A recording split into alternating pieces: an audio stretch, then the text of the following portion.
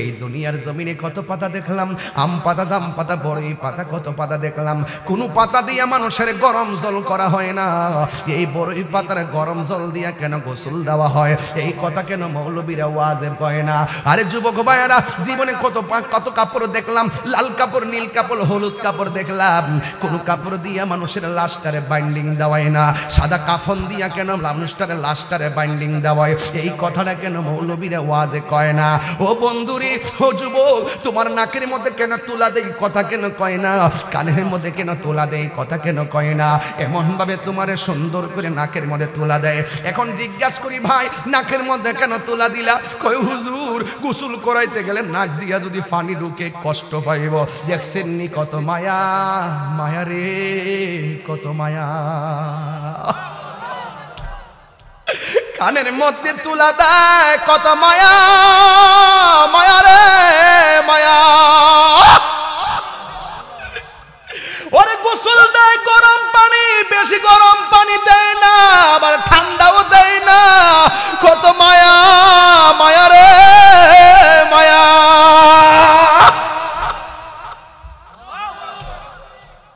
এমন ভাবে তোমার কসকো সাবান দিয়া কত সুন্দর করে গোসল দেয়, কত মায়া। খিলাল দিয়া নখগুলারে পরিষ্কার করে দেয়, কত মায়া। তোমার দাড়িগুলা খিলাল করে দেয়, কত মায়া। আবার গোসলখানায় গেলে তোমারে বসায়, পেটের মধ্যে চাপ দিয়া পায়খানা বের হইলে গামছা দিয়া টিস্যু দিয়ে পরিষ্কার করে দেয়, কত মায়া, মায়া রে মায়া। জীবনে পায়খানা দেখলে নাকের মধ্যে হাত দিয়া ধরে, আর গোসলখানায় গেলে পায়খানা বের হলে ওই টিস্যু দিয়ে পায়খানা পরিষ্কার করে দেয়, কত মায়া। আতর লুবান গরম জল দিয়া কি সুন্দর করে গোসল দেওয়া, উজু টুজু করায়া কত সুন্দর কইরা, কত সুন্দর কইরা আমার শেষ গোসলটা দেয়, কত মায়া।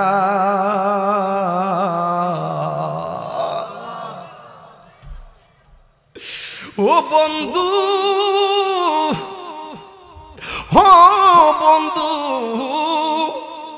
জীবনে কত মানুষের গোসল দেখছো, একবার ভাবছেননি আমার গোসলের আনুষ্ঠানিকতা তো এটাই? আমার বাপের গোসলের আনুষ্ঠানিকতা, শেষ গোসলের আনুষ্ঠানিকতা, এটাও তো আমারই আনুষ্ঠানিকতা। একদিন আমরা এমন ভাবে শুয়ে যাব রে, সাজিয়ে গুজিয়ে দে মোরে সজনী তোরা, সাজিয়ে গুজিয়ে দে মোরে।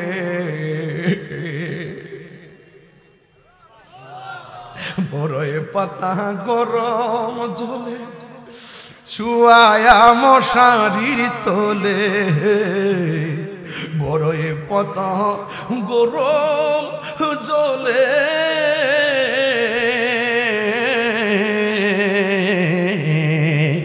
বড়ই পাতা গরম জলে শুয়ায়া মশারির তোলে, সাদা কাফন আমায় পরাই দে সজনী তোরা, সাজিয়ে গুজিয়ে দে মোরে। এত রঙিন এত কাপড় কিছুই ভালো লাগে না মোর, এত রঙিন এত কাপড়,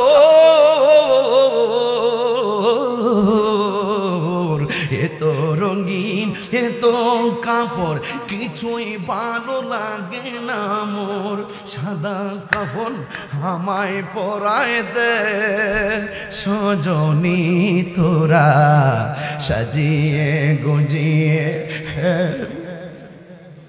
একটু মার লাশটা চেহারাতে বাসাও, বাপের বিদায়টা চোখের মধ্যে বাস। কেহ লইল হাতর লোবান, কেহ লইল জল, কেহ লইল বড়ই পাতার, চোখে জ্বলে বুক বাসে রে, কান্দে হাই হাই রে সবাই, হাই হাই রে।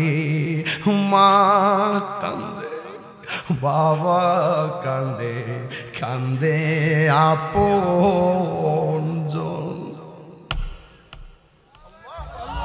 আরে এই মাহফিলে যারা আসছে কার মরণটা আগে লেখা আছে আমরা কেউ জানি না, ঠিক কিনা বাবা? মা কান্দে বাবা কান্দে কান্দে আপনজন, কান্দিয়া কান্দিয়া জনম বিদায় মোরে দিবরে, কান্দে হায় হায় রে সবাই হায় হায় রে, বন্ধু নাই নাই রে আমার মা নাই রে। আর আজরাইল আসিয়া যখন হস্তে দিবা দড়ি, আজরাইল আসিয়া যখন হস্তে দিবা দড়ি, তখন আমার মনাবাই করবা লুকালুকি আমি জানিলাম না গো আল্লাহ, মরণের কত দিন বাকি আমার, মরণের কত দিন বাকি আমি জানিলাম না গো আল্লাহ, কত দিন বাকি। আর 40 দিনের আগে ভাইরে মতের নিশানি, 40 দিনের আগে ভাইরে মতের নিশানি, জমদূতে বা ইন্দানিব চোখে দিয়া আন্দি আমি জানিলাম না গো আল্লাহ, মরণের কত দিন বাকি আমার, মরণের আমি জানিলাম না গো আল্লাহ, মরণের কত দিন বাকি। আর হায়াত হইল হাতে বাইরে, মত হইল পায়ে, যেই যায় গাজার মরণ লেখা সেই যায় গাছে মোর, আমি জানিলাম না গো আল্লাহ, মরণের কত দিন বাকি আমার, মরণের কত দিন বাকি আমি জানি, কত দিন বাকি আমার, মরণের কত দিন বাকি আমি জানিলাম না গো আল্লাহ, মরণের কত দিন বাকি। একটা জবান বন্ধ রাখবেন না, আমি জানি একটু কষ্ট হইতেছে খোলা মাঠে, শীতে যদিও কষ্ট হয় একটা বার খেয়াল করে দেখেন না, পুরুষ হইলে কাপড় 3টা, মহিলা হইলে কাপড় 5টা, তল বিছনা সারা কবরের মধ্যে ফালাইয়া রাখবো হাজার হাজার জনম দইরা, কবরে কেমনে তাকবো একা একা, কোনা কবরে একা একা, তোমার বন্ধু যেন সাথী হয়ে দে দেখা, হায় রে ও আমার বলেশ্বরের বন্ধু, যার যা সে বুঝে চলে যাওয়ার ব্যথা কত। যখন আপনি মারা যাবেন মসজিদের খাট আসবে কি আসবে না? আমার সবচাইতে বড় দুর্ভাগ্য, বাপটা মারা যাবার পরে মসজিদে ইমাম সাহেবের কাছে দৌড়ায় যায়, যায় বলি হুজুর আমার আব্বা মারা গেছে, আপনি জানাজাটা পড়াইবেন। কিরে বাবা, একটা ছেলেরে কিল্লাইগা আলেম বানাইতে পারলেন না? কিরে বাবা, একটা ছেলেরে কিল্লাইগা হাফেজ বানাইতে পারলেন না? নিজের বাপ মার জানাজাটা সন্তান দিয়ে পড়াইতে পারলেন না? কাটতে গেলে ওই অনেক দূরে যায় মানুষ আনা লাগে। ও বন্ধুরি, ও যুবক, শুধুমাত্র তাই নয়, গোসলটা পর্যন্ত করানো শিখলেন না আমরা মুসলমান। এই জন্য বলছি মুসলমান শুধু নামে হলে চলবে না, মুসলমানদের অনেক দায়িত্ব আছে। কথা বলেন না ঠিক কি না?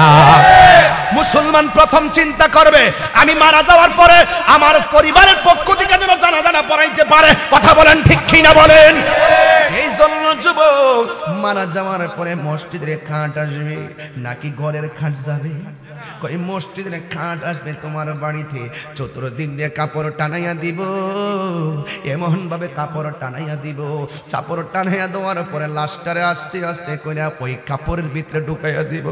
ডানে কাপড়, বামে কাপড়, সামনে কাপড়, পিছনে কাপড় দিয়া চতুর্দিক দিয়া বাইন্ডিং দেওয়াইয়া ওই চুলার মধ্যে গরম পানি করব, গরম পানি কইরা কাপড়ের ভিতরে ঢুকাইয়া দিব। ও বন্ধু, জীবনে কত পাতা দেখলাম, আম পাতা, জাম পাতা, বড়ই পাতার কত পাতা দেখলাম। এই কথাগুলো প্রায় মাহফিলেও বলি। আজকে ওরা অনুরোধ করছে হুজুর এই দিক দিয়ে একটু কথা বলবেন। অনেক মানুষ আবার জিহ্বার মধ্যে কামড় মারে। আমার নবী বলেন লক্ষণটা বেশি বালা না। ও বন্ধু, বন্ধু, বন্ধুরে,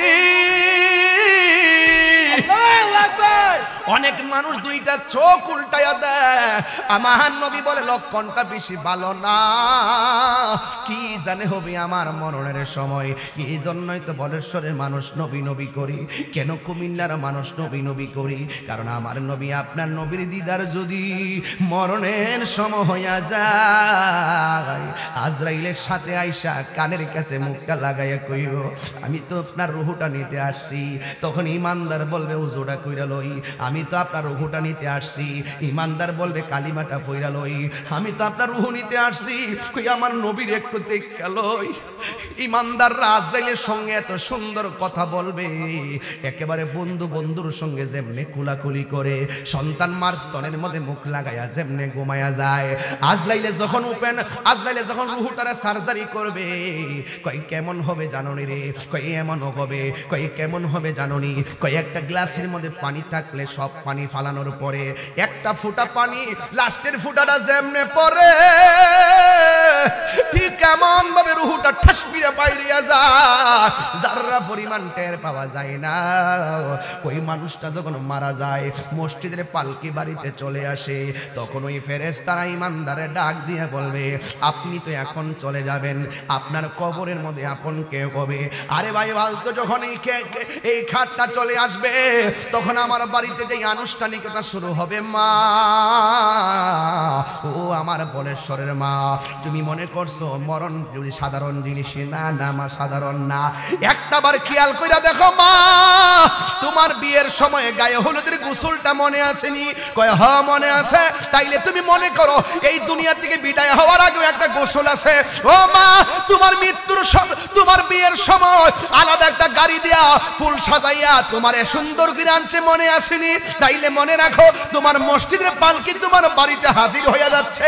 ও মা, তোমার মনে আসেনি তোমার বরযাত্রী কেমনে মানুষ নিয়ে আইছে তোমার নেওয়ার জন্য?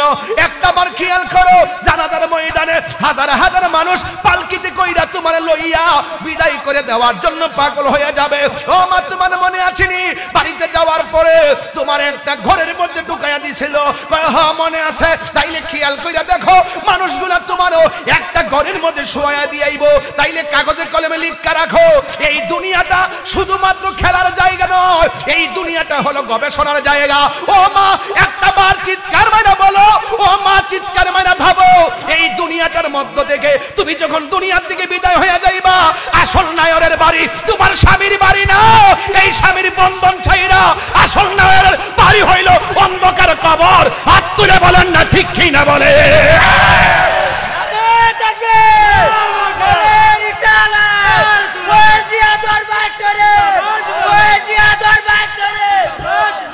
আল্লাহু আকবার বলেন না কেন? একটা বার চিন্তা করে দেখুন, বাড়ির উপর থেকে কত ধরনের মানুষ আসবে। খেয়ে আইসা দেখবেন মুখের মধ্যে কাপড় লাগাইয়া দেখতে আইব আপনার বাজার আছে। আরে বন্ধু, সারাদিন বন্ধুর লোকে ফেসবুকে চ্যাটিং করলেন, এই বন্ধু দেখবেন আপনার লাশ দেখা উঠানের মধ্যে যায় ফেসবুক চালাইতেছে। আপনি যে মারা গেছেন আপনারে ফিল করবে না। এই জন্য দুনিয়ার মানুষ সব ভাগ নেয়, মইরা গেলে কেউ কাউরে চিনে না। কথা বলেন ঠিক কিনা? সোহাগ এইচডি মিডিয়া, সত্য প্রচারে আপোষহীন। গভীর সমবেদনা জ্ঞাপন করছি, জনাব নিজামুদ্দিন কায়সার ভাইয়ের আম্মা চলে গেছেন। যার মা চলে যায় সে বুঝে মা হারা ব্যথা কত, ঠিক কিনা বলেন?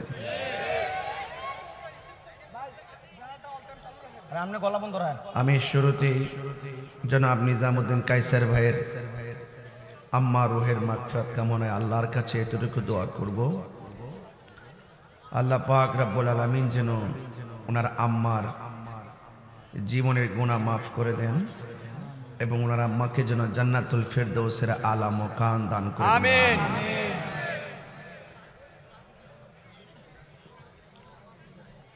মৃত্যুর বার্তাটা দেওয়ার সাথে সাথেই বিদ্যুৎ চলে গিয়ে মাঠটা অন্ধকার হয়ে গিয়েছিল। একটি মানুষের প্রাণ পাখি যখন চলে যায় তার জীবনটা অন্ধকার হয়ে যায়। আজকে জনাব নিজামুদ্দিন কায়সার ভাইয়ের আম্মার মৃত্যুর জায়গায় আমারও মৃত্যু হয়ে যেতে পারত। আজকে নিজামুদ্দিন কায়সার ভাইয়ের আম্মার মৃত্যুর জায়গায় এই মজলিসে অনেকের আম্মা চলে যেতে পারত। যদি চলে যেত, আমি বিশ্বাস করি তার মুখ দিয়ে হাসিও আসতো না, আওয়াজও হতো না। এই পৃথিবীর মানুষ কাহারও মৃত্যুর কষ্টের ভাগ নেয় না। এই পৃথিবীর মানুষ কাহারও দুঃখের ভাগ নিতে চায় না। তার বাস্তব প্রমাণ আজকে পেয়ে গেলাম। একটি মানুষের মৃত্যুর বার্তা দিচ্ছি আর আপনারা আনন্দে বিদ্যুৎ চলে যাওয়ার পর কি যেন করলেন। Common sense. এই পৃথিবীর মানুষ কেউ কারো দুঃখের ভাগ নেয় না, কষ্টের ভাগ কেউ নেয় না। মৃত্যুর সময় কষ্ট হলেও সেই ভাগও কেউ নেয় না, আবার কবরে যাওয়ার পরে কষ্ট হলেও সেই ভাগ কেউ নেয় না। মানে প্রমাণ হয়ে গেল পৃথিবীর মানুষ বড় স্বার্থপর, অনেক স্বার্থপর। আমি যদি শুনতাম যে এই মুহূর্তে আমার আম্মা মারা গেছেন, আমি তো সোজা মাইক বন্ধ করে দৌড় দিতাম। এই পৃথিবীতে যার চলে যায় সে বুঝে ব্যথা, হারানোর ব্যথা কত। আমি আমার বাবাকে হারিয়েছি, এই বটগাছ আর আসবে না। এটা একটা এমন ছায়া যে ছায়া দেখা যায় না, কিন্তু পরতে পরতে সেই ছায়াটা অনুভব করা যায়। চলে যাওয়ার পরে সেই ছায়ার শূন্যতা অনুভব করা যায়, যা কোনো কিছু দিয়ে পূর্ণ করা যায় না। বলুন হায়াত এবং মৌতের মালিককে? আল্লাহ। যেহেতু একটি আজকের মাহফিল প্রধান বক্তা ওয়াজ করছেন, প্রধান অতিথি ওনার মাকে হারাইছেন, আজকে ওয়াজটা আমি সেদিকে রেখে করব। আল্লাহ যেন আমাদের সবার আব্বা আম্মার গুনাহ মাফ করে, বলুন আমিন। আমিন। दुनिया के लिए आखिरत बर्बाद ना करो, किसी इंसान को खुश करने के लिए अल्लाह को नाराज ना करो। दुनिया दुनिया करे आखिरत के बर्बाद करा जाबे ना। दुनियार कोनो मानुष के खुशी करते गিয়ে আল্লাহকে বেজার করা যাবে না। আমার পূর্বে বিশেষ বক্তা আল্লামা মুজাম্মেল হক সাহেব আলোচনা করেছেন, মাহফিল পরিচালনায় করেছেন মাওলানা আলাউদ্দিন আল কাদরি সাহেব। এই মাহফিলটা দাওয়াত করতে গিয়ে কত কষ্ট করে আমি দাওয়াতটা রেখেছি সেটা আমি জানি। বাবু এরা অনেক কষ্ট করে আমাকে দাওয়াতটা করেছেন। শিডিউল ছিল বাদ মাগরিব, শুধু আপনাদের মহব্বতে একটা মাহফিল 7টায় শেষ হয়ে যাবে, কেমন দেখা যায় শুনতে দেখতে। আমি সুবিবেচনা করে মাহফিলটাকে একটা মোটামুটি কাঙ্ক্ষিত সময় যেন শেষ করলে আপনারা তৃপ্ত হন, মানুষ যেন আসতে পারে, সেই সুযোগটা দিয়ে কিন্তু আমি স্টেজে উঠেছি। বলুন হায়াতের মালিককে? আল্লাহ। দাঁড়িয়ে থাকার ক্ষমতা দিয়েছেন কে? আল্লাহ। বসে থাকার ক্ষমতা দিয়েছেন কে? আল্লাহ। ভাইরা আমার বরাবর যারা দাঁড়িয়ে আছেন, আমার মনে হয় কাঁধে কাঁধ লাগিয়ে একজনের সাথে একজন মিলেমিশে বসলে মাঠটা সুন্দর দেখা যাবে। বলতে হয় কেন, এটা তো কমন সেন্স। এটা বলার কথা না যে আপনারা মাঝখানে দাঁড়িয়ে আছেন বলেই তো অনেকগুলো মানুষ বাহিরে দাঁড়িয়ে আছে উঁচা জায়গায়। বসে পড়ুন প্লিজ। মাশাআল্লাহ, খুব ভালো লাগতেছে আপনাদের আদব দেখে। আজকে আল্লাহ পাক আমাদেরকে যেভাবে বসিয়েছেন ঠিক এভাবেই যেন নবীর কদমে জান্নাতে কবুল করেন, বলেন আমিন। সবাই মুহাম্মদে দরুদ শরীফ পড়েন। আল্লাহুম্মা সাল্লি আলা সাইয়্যিদিনা মাওলানা মুহাম্মদ ওয়া আলা আলি সাইয়্যিদিনা মাওলানা মুহাম্মদ। গভীর মনোযোগ, কথা বলা যাবে না।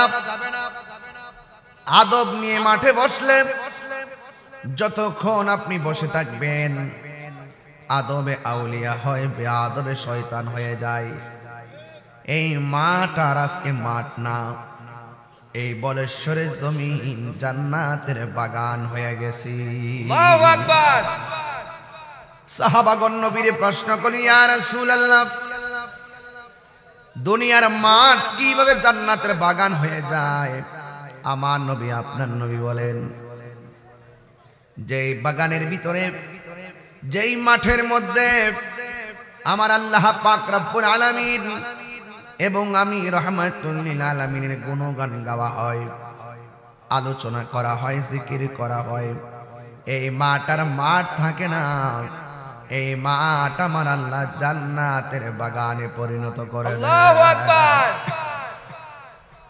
এই দুনিয়ার বাগানে সুন্দর করে এসেছেন।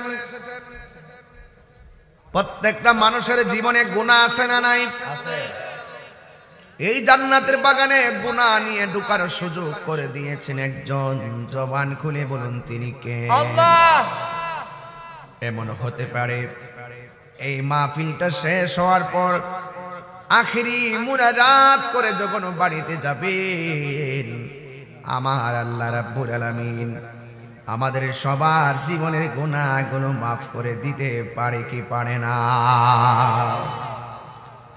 এই জন্য আমার যুবক ভাইয়েরা, আল্লাহ রাব্বুল আলামিন বলে দিয়েছেন, ওয়ামা ইয়াস্তাবিল আহইয়াউ ওয়ালাল আমওয়াত। আল্লাহু আকবার। 2 ফুট নিচে, মাটির নিচে যারা শুয়ে আছে আর যারা মাটির উপরে বসবাস করছে, যারা বলেশ্বরের গুরুস্থানের মধ্যে পড়ে আছে, আর যারা বলেশ্বরের মাঠে ঘাটে হেঁটে হেঁটে মাহফিলে এসে ওয়াজ শুনতেছেন, আল্লাহ রাব্বুল আলামিন বলেন, যারা মৃত হয়ে পড়ে আছে, যারা জিন্দা হয়ে চলাফেরা করে, এরা কোনোদিন এক হতে পারে না। আমরা মাহফিলে এসেছি, আবার দৌড়াইয়া বাড়িতে চলে যাব। বলেশ্বরের গুরুস্থানে যারা এতিম হয়ে পড়ে আছে, এরা আর কোনোদিন আমাদের বাড়িতে আসতে পারে নাই। ওরা সুখী কিনা দুঃখে আছে আমরা কেউ বলতে পারি না। ওদের কান্নার আওয়াজ আমরা শুনি না। ওদের কষ্টের পরিধি সম্পর্কে অনুভব শক্তি আমাদের নাই। কিন্তু আল্লাহ রাব্বুল আলামিন কোরআনের মধ্যে বলে দিয়েছেন, ইন্নাল্লাহা ইউসমিউ মান ইয়াশা। আল্লাহু আকবার। আমি আল্লাহ রাব্বুল আলামিন এই পৃথিবীর মধ্যে এমন বান্দা দিয়েছি, এমন কিছু মনীষী দিয়েছি, যারা মাটির উপরে চলাফেরা করলেও কবরের নিচে কি হয় তারা দেখার ক্ষমতা আছে। সুবহানাল্লাহ বলেন না? এই ক্ষমতা আমার আল্লাহ রাব্বুল আলামিন একজন পয়গম্বরকে দিয়েছেন, যিনি আখিরি জামানার পয়গম্বর, যার উম্মত আমরা হয়ে গর্ববোধ করছি। তিনি হলেন রাহমাতুল লিল আলামিন। জোরে জোরে কি আল্লাহু আকবার বলা যাবে না? আল্লাহ রাব্বুল আলামিন বলছেন, নিশ্চয় আমি আল্লাহ যারে ইচ্ছা করি তাকে কবরের নিচে আযাব যে হয় তা দেখার সুযোগ আমি আল্লাহ ক্ষমতা দান করি। ও পৃথিবীর মানুষ, এই দুনিয়ার মানুষ বড় স্বার্থপর। জবান আছে কথা বলা যায়, সব কথা বলা যাবে না। চোখ আছে দেখা যায়, সব দেখা যাবে না। কান আছে শোনা যায়, সব শোনা যাবে না। পা আছে হেঁটে হেঁটে যাওয়া যায়, সব দিকে যাওয়া যাবে না। জবানটা খুলে বলুন, এই সীমা রেখা বেঁধে দিয়েছেন কে? তিলকা হুদুদুল্লাহ।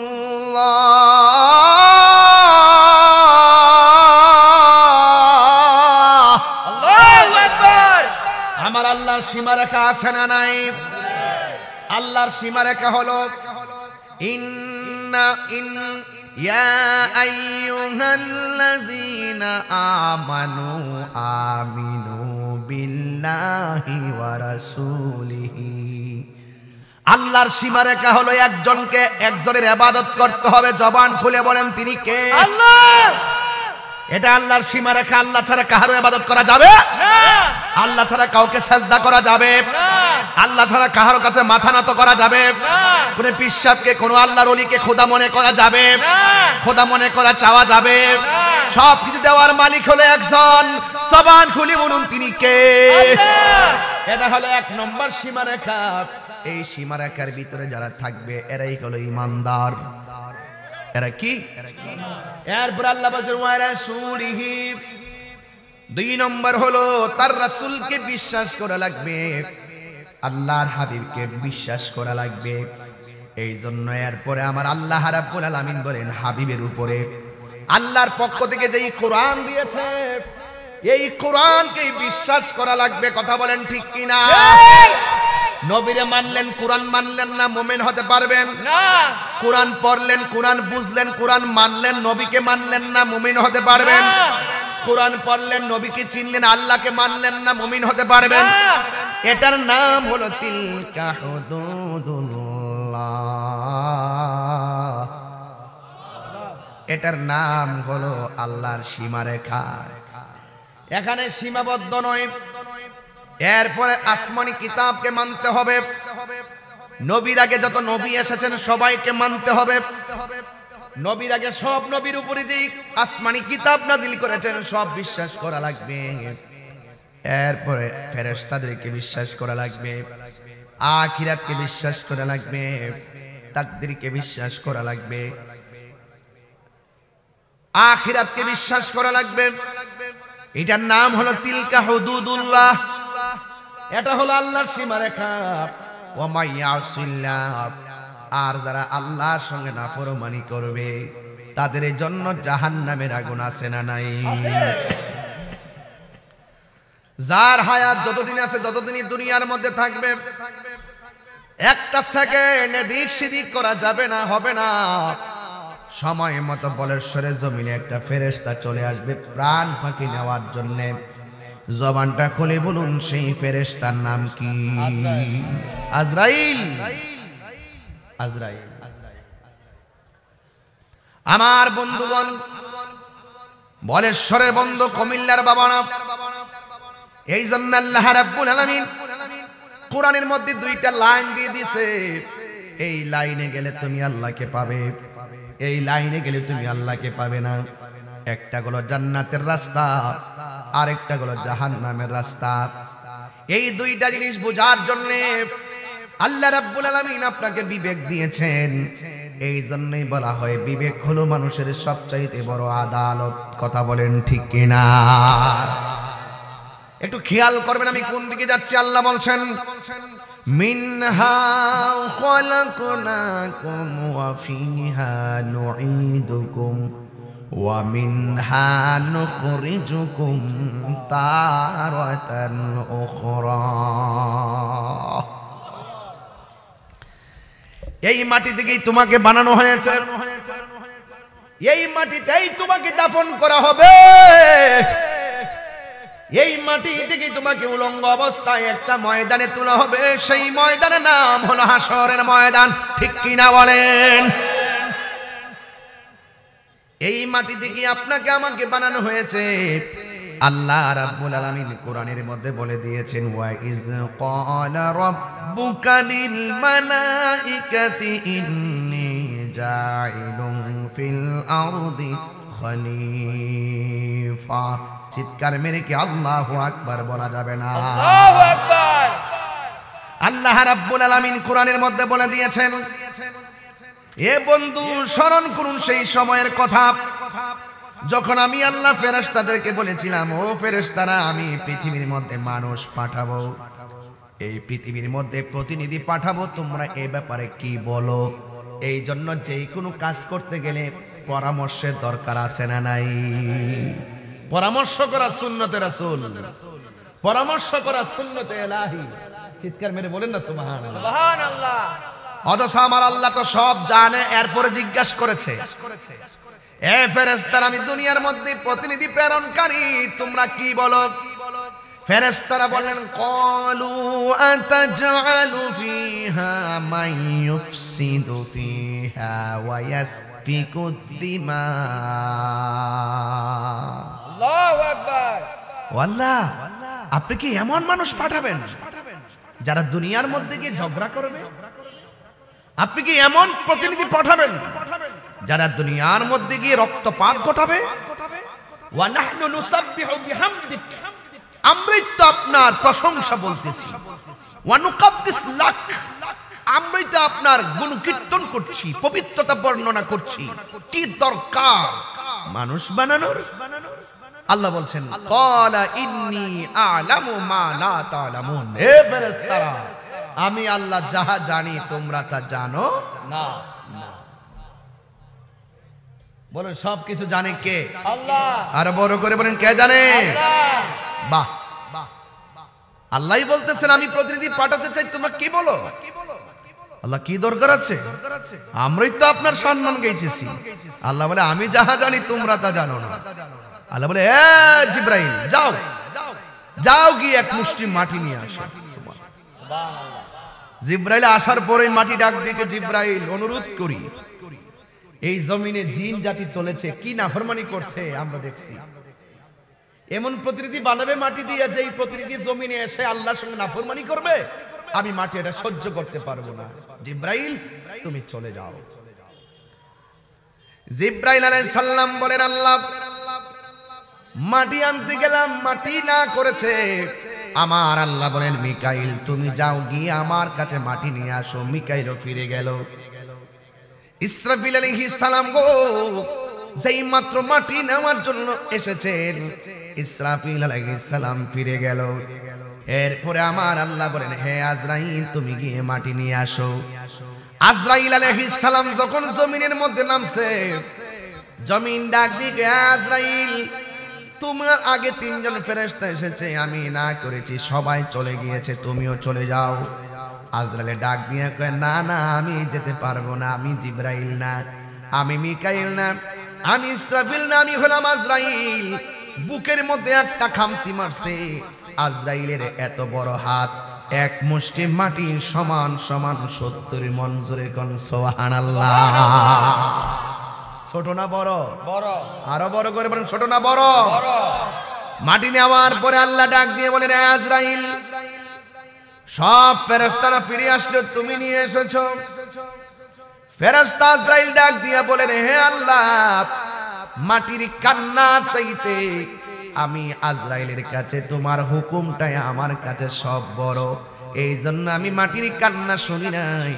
আমি তোমার হুকুম মানতে, তোমার হুকুম অর্ডার মেনে আমি মাটি নিয়ে এসেছি।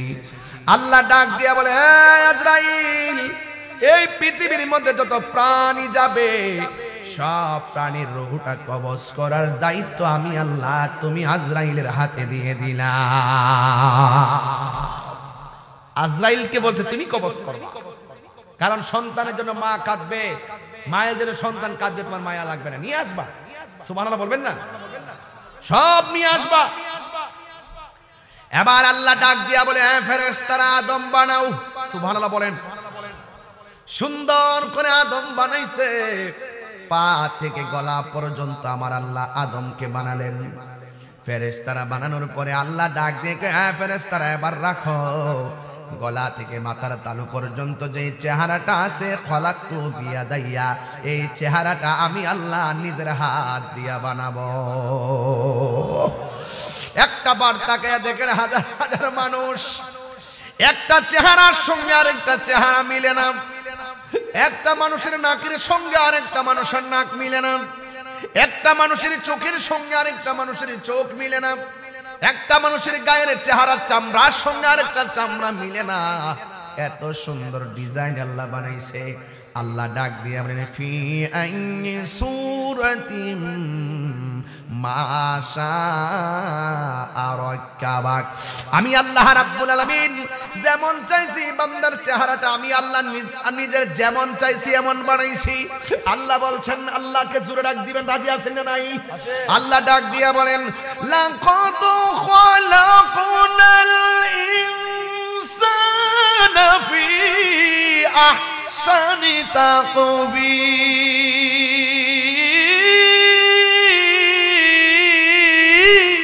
আল্লাহু আকবার। ঘোষণাকার আল্লাহ, আর বড় করে ঘোষণাকার আল্লাহ।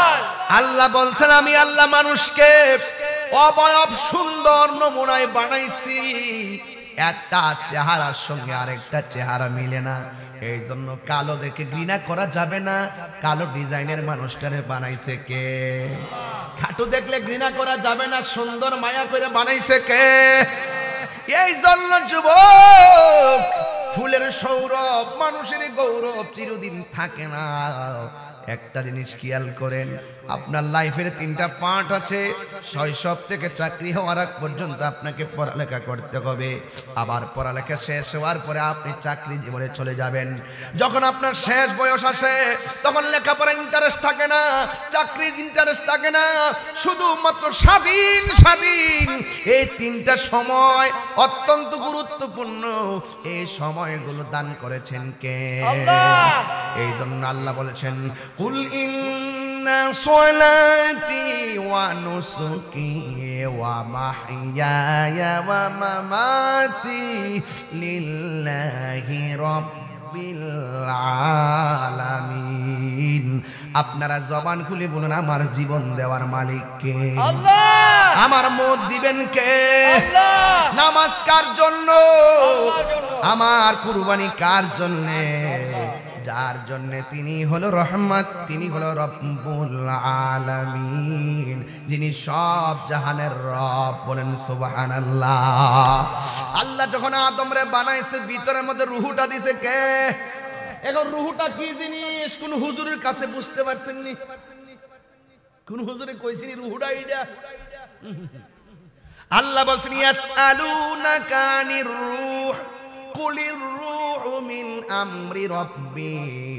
আল্লাহ বলছেন হে বন্ধু, কেউ যদি আপনাকে প্রশ্ন করে রুহুটা কি, আপনি বলবেন এটা আল্লাহ তাআলার একমাত্র আদেশ মাত্র। সুবহানাল্লাহ কোন না কেন? এত সহজ না ওয়াজ বোঝা, এত কঠিন, এত সহজ জিনিস না। আপনি শুধুমাত্র ওয়াজ শুনতেছেন না, ধারণ করতে হবে। ওয়াজকে ধারণ করতে হবে। কোথায় ছিলাম, কোথায় আসছি, কোথায় যাব, এই 3টা ঘাট যদি আপনি না জানেন আপনি বুঝবেন না। আরে শৈশব, কৈশোর, যৌবন, বার্ধক্য, এই ঘাটগুলো যদি আপনি নিজেকে শতভাগ আল্লাহর কুদরতি খনারে যদি আপনি ধাবিত করতে না পারেন, তাইলে ইহকালও অমঙ্গল হবে, পরকালও অমঙ্গল হবে। কথা বলেন ঠিক কিনা? আল্লাহ বলছে রুহু যাও আদমের ভিতরে। সুবহানাল্লাহ কয় না কেন? সুবহানাল্লাহ। রুহু বলে আল্লাহ এত অন্ধকার থাকবো কেমনে? আল্লাহ এত অন্ধকার থাকবো কেমনে? তৃতীয়বার বলছে আবার যাও। রুহু বলে এবার থাকা যায়। সাথে সাথে ওই যে আদম নবীর হাত লড়ে না, পা লড়ে না, নাক লড়ে না। যেই মাত্র রুহুটা সেটিং হয়ে গেছে, ওই আদম নবীর চেহারাটা ফুটে গেছে, জিহ্বাটা লড়ে গেছে, নাক দিয়ে একটা হাসি এসে গেছে। আর হাসিটা আসার পরে আদম নবীর প্রথম কথা হলো আলহামদুলিল্লাহ। সমগ্র প্রশংসার মালিক একমাত্র একজন। জবান খুলে বলুন তিনি কে? আল্লাহ। এই হাসি দিলে এখনো কি পড়তে হয়? আলহামদুলিল্লাহ। কথা কোন না, কি পড়তে হয়? আলহামদুলিল্লাহ। আলহামদুলিল্লাহ পড়তে হয়। আদম নবীর প্রথম কথা ছিল আলহামদুলিল্লাহ। আদম নবীরে যখন বানানোর পরে যখন হাসিটা আসলো, হাসি আসার পরে আলহামদুলিল্লাহ পড়লেন। যুবক ভাইয়েরা, আদম নবীকে বানাইলো, আদম আলাইহিস সালামের বাম পাজরের হাড় দিয়া, বাঁকা হাড় দিয়া হযরতে মা হাওয়াকে বানালেন। এই পৃথিবীর মধ্যে একটা কথা চালু আছে যে পৃথিবীর সব স্ত্রীকে নাকি স্বামীর বাঁকা হাড় দিয়ে, পায়ের হাড় দিয়ে বানাইছে, মিথ্যা কথা। একমাত্র আদম আলাইহিস সালামের বাম পাজরের হাড় দিয়া মা হাওয়াকে বানানো হয়েছে। আর পৃথিবীর কোনো নারীকে স্বামীর পাজরের হাড় দিয়া বানাইছে এটা সত্য না। বুঝছেননি? ওয়াজ বুঝে আসছেনি? কথা কন না কেন? বুঝে আসছে কিনা? একমাত্র কে বাম পাজরের হাড় দিয়ে বানাইছে? মা হাওয়া। এই পৃথিবীর মধ্যে সবচাইতে সুন্দরী মহিলা মা হাওয়া। কে? মা হাওয়া। পৃথিবীতে সবচাইতে সুন্দরী মহিলা মা হাওয়া। এত সুন্দর মা হাওয়া দুইজনকে আল্লাহ রাব্বুল আলামিন ডাক দিয়া বলেন, আদম নবীরে যখন বানাইছে, বানানোর পরে আমার আল্লাহ বলতেছে, ওয়া ইজ কুলনা লিল মালাইকাতি ইসজুদু লি আদামা ফাসাজাদু ইল্লা ইবলিস। আল্লাহ রাব্বুল আলামিন সব ফেরেশতাদেরকে ডাক দিয়ে বলেন, এ ফেরেশতারা তোমরা আদমকে সাজদা করো। আল্লাহু আকবার কোন না কেন? আল্লাহু আকবার। এবার ফাসাজাদু, ফা সেখানে ফার অর্থ অনেকে বুঝে না। ফার অর্থ বুঝে না বলেই, ফার অর্থ বুঝে না বলেই কি হয়? ফার অর্থ বুঝে না বলেই জানাজার নামাজের পরে যে দোয়াটা আছে এই দোয়াটা বুঝে না। ঠিক বুঝেন নাই কথাটা? ইজা সাল্লাইতুম আলাল মাইয়িতি ফাখলিসু লাহু দুআ। এখানে আখলিসু না ফাখলিসু, এই ফা অর্থটা অনেকে বুঝে না। এই আতফা, হরফে আতফা, এই অর্থ বুঝে না। এটা যখন শর্ত এবং যাদের মাঝখানে আসে বিলম্ব না, অনতি বিলম্বের সাথে সাথে চিৎকার মেরে কোন সুবহানাল্লাহ। আল্লাহ বলছেন ফাসাজাদু, হে ফেরেশতারা তোমরা সিজদা করো। ফাসাজাদু, সাথে সাথে ফেরেশতারা সিজদা করছে, 3 দিন পরে না। এই জন্য আমরা যখন জানাজার নামাজ পড়াই ফাখলিসু, তোমরা খালেস ভাবে দোয়া করো। এটা দাফনের পরে না, এটা দাফনের আগে, দেরি করে না, সাথে সাথে। এটার নাম হলো ফাখলিসুর অর্থ বলেন সুবহানাল্লাহ। নারে তাকবীর, নারে রিসালাত, ফয়জিয়া দরবার শরীফ। বাবা অর্থ বুঝতেছেন তো? এটা অনেকে বুঝে না, আর অনেকে গাউরামি করে, অনেকে গায়ে পড়ে অনর্থক ঝগড়া করে। সারা জীবন শুনেছি মৃত্যু জীবিত মানুষ, জীবিত মানুষের সঙ্গে দুশমনি। এখন দেখি মানুষ মারা যাওয়ার পরও দুশমনি। এই লোকটা মারা যাওয়ার পরে সব বন্ধ, শুধু দোয়াটাই তো বুঝি। এই যে আমাদের নিজামউদ্দিন কায়সার ভাইয়ের আম্মা মারা গেছে, কত ব্যতীত হইয়া দোয়া করলাম। এই দোয়া করতে কি দলিল খোঁজা লাগবে? আপনি যাই সেখান হ্যাঁ কেউ মারা গেছে মাহফিলে দোয়া করা কোন কিতাবে আছে? এটাকে আমি বাইর করতে পারবো? কোন কিতাবে লেখা আছে যে মাহফিলে ওইটা দোয়া করা যায়? আসেনি। সব জায়গা প্রশ্ন করেন না, সব জিনিসটা ঠেললেন না। এই ঠুনকু বিষয় নিয়েই বিতণ্ড করতে করতে উলামায়ে কেরামদের মধ্যে হাজার হাজার ভাগ হয়েছে। কথা বলেন ঠিক? যদি ভাগগুলো না থাকতো তাহলে একটা প্ল্যাটফর্ম হয়ে যেত। আজকে এই সমস্ত বিষয়াদিগুলো নিয়ে হাজার ভাগ করার কারণে উলামায়ে কেরাম কাঙ্ক্ষিত জায়গায় যেতে পারে না। বুঝেন? এই যে দেখেন, আমি যদি বানাই বলে আমার তো বলবেন আমি কি বোঝাতে চাচ্ছি, আপনি তো বুঝেন না। ইজা কুমতুম ইলা সলাতি ফাগসিলু বুজুহাকুম, ফাগসিলু। নামাজে দাঁড়াইবেন, উযু করন লাগবো নি? কথা কনা, উযু করা লাগবো নি? উযু করা লাগবে। মারহাবা জোরে বলে। এই অর্থগুলো অনেকে তুলতে পারে না, অনেকে জানে, জানি না সত্য গোপন করে। আমরাও জানি দাফন করার পরে দোয়া আছে, এটা হাদিস আছে, এটা আমরা জানি। কয়েকটা কাজে দেরি করা যাবে না, এটা আমরা জানি। জানাজার মারা যাওয়ার পরে তাড়াতাড়ি দাফন করো, তাড়াতাড়ি দাফন করো। তাড়াতাড়ি করতে যাই লাশ 3 দিন রাখতে ফুতে বিদেশ থেকে আইলে দাফন করবো। কথা কোন ঠিক না বেটি? এতটা বুঝায়েন না, এত ফাইজলামি করেন না, এগুলো ভালো লক্ষণ না। মৃত্যু মানুষ দোয়াটা তাদের কবরে যাবে। আপনারা এরপর আমরা কেন আরেকটা কারণে দোয়া করি যে জানাজার পর দেখবেন সাথে সাথে মানুষ, অনেক মানুষ চলে যায়, দাফন করার পর পর্যন্ত মানুষ গুরুস্থানে বেশি থাকে না। এই জন্য আমরা বেশি মানুষ থাকা অবস্থায় আমরা দোয়া করি। হ্যাঁ, তবে দোয়া করার সময় কাতারটা ভাঙ্গা করবেন যেন মানুষ এই দোয়াটাকে নামাজের অংশ মনে না করে। কথা কোন ঠিক কিনা? যেমন ভাবে আমরা আজানের আগে দুরূদ সালাম পড়ি, আজানকে দুরূদ সালামকে আজানের অংশ মনে করি না, এটা তাবাররুকান বরকতের জন্য পড়ি। কথা বলেন ঠিক কিনা? যেহেতু আমরা পড়েছি, কি পড়েছি? আমরা পড়েছি যে ইন্নাদ দুআ মাকুফুন বাইনাস সামাই ওয়াল আরদি লা ইয়াসআদু মিনহু শাই হাত্তা তুসাল্লি আলা নবী সাল্লাল্লাহু আলাইহি সাল্লাম। আসমান এবং জমিনের মাঝখানে দোয়াটা ঝুলন্ত অবস্থায় থাকে। যখন নবীর উপরে দুরূদ পড়া হয়, এই দোয়াটা আল্লাহর কাছে কবুল হয়। সুবহানাল্লাহ। এই জন্য আমরা প্রত্যেকটা ইবাদতের শুরু শেষে দুরূদটাকে ওসিলা বানাই। বলেন না সুবহানাল্লাহ। সুবহানাল্লাহ। কথা কি বুঝতে পারতেছি? এগুলো ধাক্কা ধাক্কির ব্যাপার না, এগুলো শুধুমাত্র মেনে নেওয়ার ব্যাপার, একটু সহজ হওয়ার ব্যাপার। এত কঠিন না দিন, এত কঠিন না। আল্লাহ বলছেন উদউনি আস্তাজিব লাকুম, তোমরা আমার কাছে চাও, আমি তোমাদের ডাকে সাড়া দিব। এখন কোরআন শরীফ কোথাও লেখা আছে জানাজার নামাজের পরে আল্লাহর কাছে চাওয়া যাবে না? হাদিসে আছে না? এই জন্য আল্লাহ বলছেন সবাই সেজদা করল,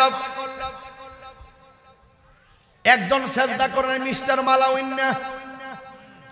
মালাউইন্না ছিল না রে, মালাউইন্না ছিল না, ইবলিস চাই, ইবলিস চাই। যখন দুশমনদের নাম আসবে ভালো করে বলবেন, ফেরাউন্না, নমরুদ্দা। কথা বলেন না কেন? সবাই সেজদা করছে, মাগার ইবলিসে সেজদা করেছে। ইবলিকে সেজদা না করে কি করছে জানেন? আবা আবা আবা আবা আবা মানে হলো প্রত্যাখ্যান করছে। প্রত্যাখ্যান কেমন? আল্লাহ বলছে সেজদা করো, সবাই সাথে সাথে পয়দা করছে। আল্লাহ হুকুম করছে, বাস হুকুম মানাই ঈমান। কথা কোন ঠিক কি না? ফেরেশতারা এই কথা কইছেন, আল্লাহ তুমি যেখানে প্রেজেন্টেশন আছো তোমার সামনে তারে সেজদা দিমু কি লাগা? তোমার না সেজদা দিমু। প্রসঙ্গ কিন্তু এটা না। আল্লাহ অর্ডার করছে, কি করছে? অর্ডার করছে, অর্ডার মানো। সব সেজদা করছে, একজন করে নাই, এটা ইবলিস। কেমন করছে জানেন? আবা মানে হলে প্রত্যাখ্যান করছে। আল্লাহ বলছে করো, কোনো ভাবতাম না। কিছু লোক আছে না, মা বাপে যদি করে ফুত স্কুল যাস না, কোনো যাইতাম না, এই যে একটা ধাক্কা মারে, এই ধাক্কাটা ভালো লক্ষণ না। এই ধাক্কার ভিতরে সেকেন্ডে কষ্ট চলে আসে। কথা বলেন ঠিক কি না? এই জন্য কোরআন শরীফে বলছে উফি ওয়ালা তানহারহুমা, এমন ব্যবহার কইরো না যে মা বলবে রে ফুত করলে কি, এই কথাটা যেন না কয়। কথা কোন ঠিক কি না? এরপর আল্লাহ বলছে আবা, প্রত্যাখ্যান করছে, পারতাম না। বাপরে কেন? ওয়াস্তাকবারা, অহংকার করছে। কি অহংকার? আল্লাহ তুমি তারে বানাইছো চোখের সামনে মাটি দিয়া, আর আমারে বানাইছো আগুন দিয়া। আমার কাজ হলো উপরে উঠা, আর আদমের কাজ হলো ফায়ের নিচে থাকা। তাইলে আমি নিচের বেড়ারে কি লেগে উপরের বেড়া সাজদা করতাম? পাগলে ভাইছে নাকি? আল্লাহ বলছে বাইরে যা। কি? ওয়া কানা মিনাল কাফিরিন। আল্লাহু আকবার। কি হয়ে গেছে? কাফের অন্তর্ভুক্ত হয়ে গেছে। এরপর আল্লাহ বলছেন ওয়াকুলনা ইয়া আদামু উসকুন আনতা ওয়া যাওজুকাল জান্নাতা ওয়া কুলা মিনহা রাগাদান হাইসু শি'তুমা। আল্লাহ বলছেন হ্যাঁ ইবলিস বেরিয়ে যা, আর বলছেন হ্যাঁ আদম তুমি এবং তোমার স্ত্রী হাওয়া জান্নাতের মধ্যে বসবাস করো। ওয়াকুলা মিনহা রাগাদান হাইসু শি'তুমা, এই জান্নাতের ভিতরে যা আছে তোমরা মন মতো জান্নাতের মধ্যে খাও, তবে শর্ত দিছে একটা, ওয়ালা তাকরাবা হাযিহিশ শাজারা ফাতাকুনা মিনাজ জালিমিন। তবে খবরদার এই গাছের নিকটে তোমরা যাইবা না। এ আদম সন্তান, আপনারা ইতিহাস জানা লাগবে। ছোট ছোট পোলাপানগুলো ইতিহাস জানে না। আমাদের আতিপিতা আদম, আমাদের বাবার ইতিহাস যদি আমরা না জানি তাইলে আনুগত্য কি জিনিস বুঝবেন না।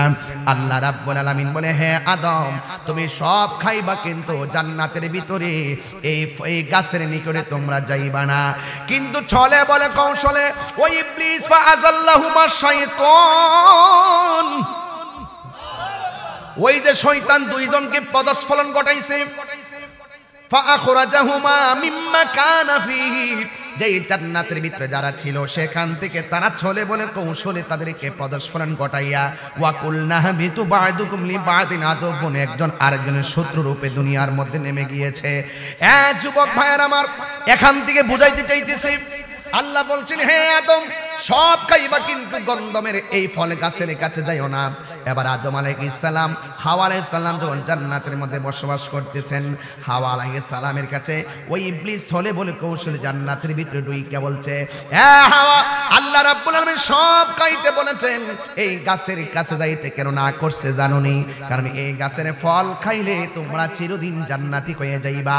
বাস হাওয়া আলাইহিস সালাম শোনার পরে মনে মনে কই আমার স্বামীর কাছে বলতে হবে, এই গাছের ফল আমরা খাওয়া লাগবে, চিরদিন আমরা জান্নাতে থাকা লাগবে। আদম আলাইহিস সালাম বলেন, হাওয়া না না, আল্লাহ না করেছেন, আল্লাহর সঙ্গে নাফরমানি করা যাবে না।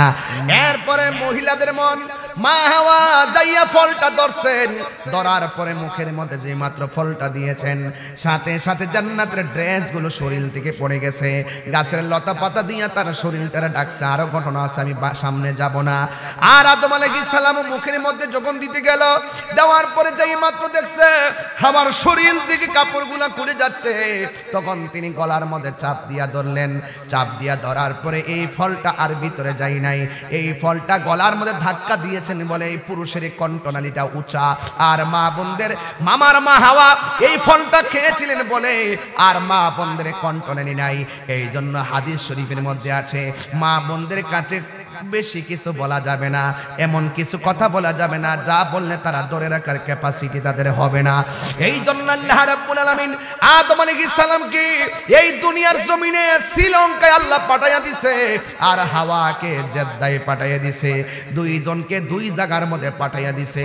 এরপরে আরাফার ময়দানে দুইজন একত্রিত হয়েছে, আল্লাহ রাব্বুল আলামিনের কাছে বলছেন, রব্বানা যালামনা আনফুসানা ওয়া ইল্লাম তাগফির লানা ওয়া তারহামনা লানাকুনান্না মিনাল খাসিরিন।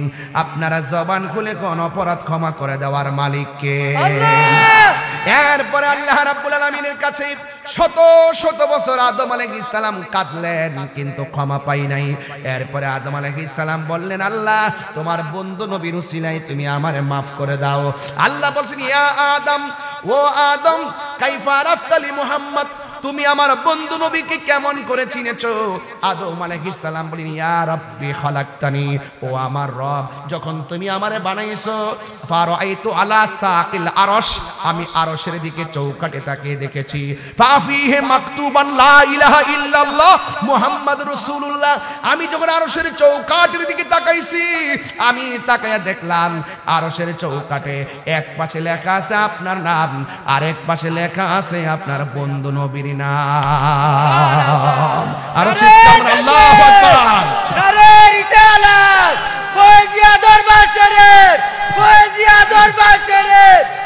কোরআন হাদিস খুলে দেখো, আদম তো সামান্য নয়, যাইয়া দেখো পাক কোরআনে সূরাতুল বাকারাতে যে আয়াতটা পড়ছি আর কি আপনাদের সামনে। আপনারা তো এইগুলো গাইলে কোন যে গান গাইয়ে গেছি গা, এইটার ভিতরে যে আয়াতের সারাংশ হিসেবে যে ছন্দ বানানো হয়েছে তা তো বুঝেন না আপনারা। আপনারা তো নিজেরা পারেন ঠিকই বলেন না আর কি, কিন্তু আমি কিন্তু কোরআনের ভিতর থেকে কিন্তু কথাগুলো বলছি। যাইয়া দেখো পাক কোরআনে সূরাতুল বাকারাতে বলিয়াছেন পাক জাতে, বলিয়াছেন পাক জাতে, আদম হাওয়া হইতে জুদা নয়। কোরআন হাদিস খুলে দেখো, আদম তো সামান্য নয়। জোরে কি আল্লাহু আকবার বলা যাবে না? আল্লাহু আকবার। আদম নবী, মা হাওয়া যেই ময়দানের মধ্যে একত্রিত হলো, ওই ময়দানটাতে আমি গিয়ে এসেছিলাম রে বাবা। ওই ময়দানের নাম হলো আরাফার ময়দান। বাস দুইজনে দেখা হলো, একের পরে এক দুনিয়ার জমিনে সন্তানাদি বাড়তে শুরু করলো। এ বন্ধুরে, জবানটা খুলে বলেন হায়াত এবং মৌতের মালিককে। যেই ফেরেশতা দিয়া মানুষের রূহটা কবজ করব, ওই ফেরেশতার নাম কি? আমি বুঝাইতে চাইছিলাম এই পৃথিবীর মধ্যে মাত্র দুইজন মানুষ, এক হলো আদম নবী, দুই হলো মা হাওয়া। এই পৃথিবীর মধ্যে কোনো কিছু নাই, শুধু মাত্র এক দুইজন। এই দুইজন থেকে এখন লক্ষ লক্ষ মানুষ, কোটি কোটি মানুষ সেই দিন থেকে এই পর্যন্ত চলে এসেছে। ওই দিন থেকে যদি গণনা শুরু করো তাইলে কয়জন দুনিয়াতে আসছে কেউ জানে না, জানে কে? এবার সবগুলা প্রাণীর রূহটা কবজ করছেন কে? আরে আমরা যদিও দুনিয়া থেকে চলে যাব তাইলে আজ থেকে প্রায় যদি 2000 বছর পরে কিয়ামত হয়, আমরা কিন্তু বড়শ্বরে কবরে ঘরে পড়ে থাকবো, কেউ আমরার খবর নিবে না, আমরার কবরের চিহ্ন একদিন দুনিয়ার জমিনে থাকবে না। আরে আজ থেকে 500 বছর আগে যারা দুনিয়া থেকে চলে গেছে তাদের উত্তরাধিকারী গুলা খুঁজে পাওয়া যায় না, সেই মানুষগুলার কবর খুঁজে পাওয়া যায় না। আমি বুঝাইতে চাইলাম এত সুন্দর জমিনটা সাজাইয়া আল্লাহ জমিনে মানুষ পাঠাইয়া সিরিয়াল বাই সিরিয়াল নিয়ে যাইতেছে, কেউ কাহারও কবরে যাইতে পারে না রে বাবা। এই জন্য আমি বলতে চাইছি ওই কথাটা, এমন হতে পারে আজকের মাহফিল আমাদের জীবনের শেষ মাহফিল হতে পারে। আল্লাহ রাব্বুল আলামিন এই যে হাবিল কাবিল থেকে শুরু করে এই পর্যন্ত যতগুলা মানুষ দুনিয়াতে এসেছে সবগুলা আজরাইলকে দিয়া সার্জারি করাইছে। আল্লাহ রাব্বুল আলামিন দুই কাদের মধ্যে দুইটা ফেরেশতা লাগাইয়া দিছে, তুমি ভালো করো আর মন্দ করো সব কিছু এখানে লাগাইয়া রাখছে। তুমি একদিন পাপের কথা বলে যাইবা কিন্তু আল্লাহর কাছে জমা আছে, তুমি একদিন নেকের কথা বলে যাইবা কিন্তু আল্লাহর কাছে জমা আছে। যাররা যাররা পরিমাণ হিসাব আল্লাহর দরবারে দেওয়া লাগবো আল্লাহু আকবার। না জানি রে এই বলেশ্বরের আজকের মাহফিল কার জন্য জানে জীবনের শেষ মাহফিল হইয়া যায়। এই জন্যই তো আমার নবী আপনার নবী বলে দিয়েছেন, হারে মানুষের রুহটা নেওয়ার সময় তো কষ্ট হবেই হবে, এই রুহটা নেওয়ার আগে সাখরাতুল মউতের একটা কষ্ট আছে। এই সাখরাতুল মউতের কষ্টটা কি জানোনি? আজকে একটা বার খেয়াল কইরা দেখেন না, নিজামুদ্দিন কায়সার ভাইরা আম্মা শুনলাম অসুস্থ, ঘরে যাইয়া শুনলাম আইসিইউতে আছে, ইস্টিজা আইসা শুনলাম দুনিয়া থেকে বিদায় হয়ে গেছে। আরে ভাই ওনার মৃত্যুটা আইসিইউতে হইল কেন?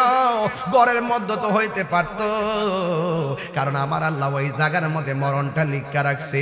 এই জন্য কোনো না কোনো ভাবে আজরাইলে ধাও দিতে দিতে ওই জায়গার মধ্যে লইয়া গেছে। আমার নবী আপনার নবী বলেন রুহটা নেওয়ার সময় সাখরাতুল মউতের একটা কষ্ট আছে।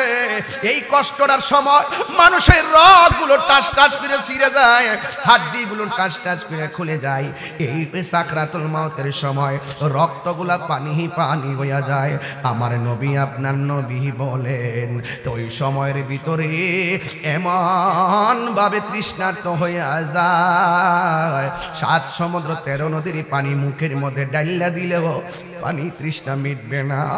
ওই যে কায়সার ভাই মনে করছে মারে আইসিইউতে নিলে মনে হয় বাসায় রাখতে পারবো, আরে আইসিইউতে নিলে মনে হয় চিকিৎসা দিলে ভালো হইব, কিন্তু উনার মৃত্যু তো সেখানের মধ্যে লেখা আছে।